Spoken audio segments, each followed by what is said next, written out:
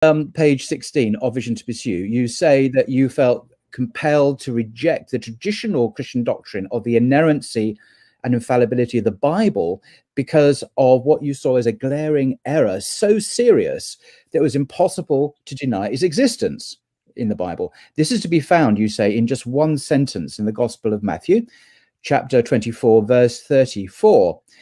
Now, obviously, there's a long chapter there. I'm just looking at one verse, but the verse itself says, truly, this is Jesus speaking, apparently, truly, I say to you, this generation will not pass away till all these things take place. This generation, that's the generation of the hearers of Jesus, the first century Christians, will not pass away until all these things take place. What are all these things? Well, if you read the whole chapter, which we're not going to read in full because it's very long, it refers in part to the second coming of Jesus, and also preceded by the destruction of the temple, which took place in AD 70. The Romans came to Judea and destroyed the Jewish temple there. So, I mean, we're 2,000 years later. The second coming obviously did not occur within the generation of those living. So Keith mentions either that the gospel writer was in error in attributing this saying to Jesus, or Jesus himself was mistaken. And these are incredibly serious choices to make. Logically, those seems to be the only two choices, given the premise that it is talking about the second coming.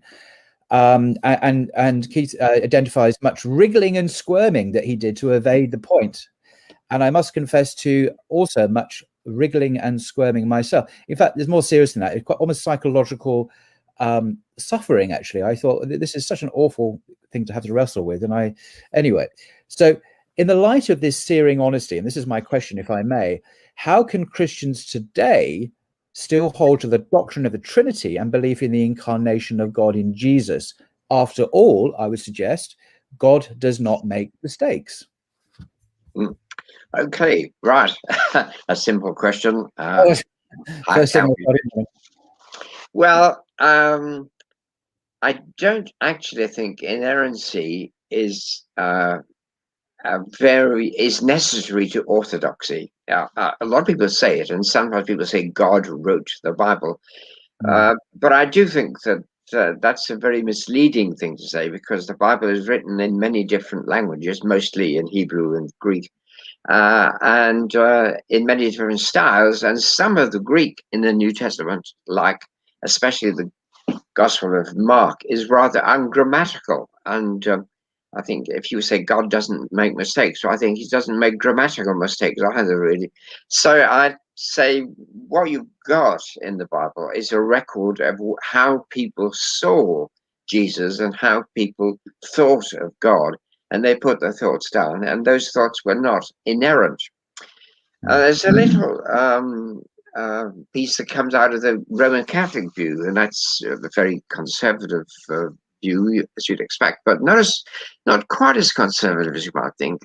In Vatican II, when it's talking about the authority of the Bible, it says the Bible is inerrant in all of those things which God wished us to see as necessary for salvation. Well, that's a very sort of statement, really.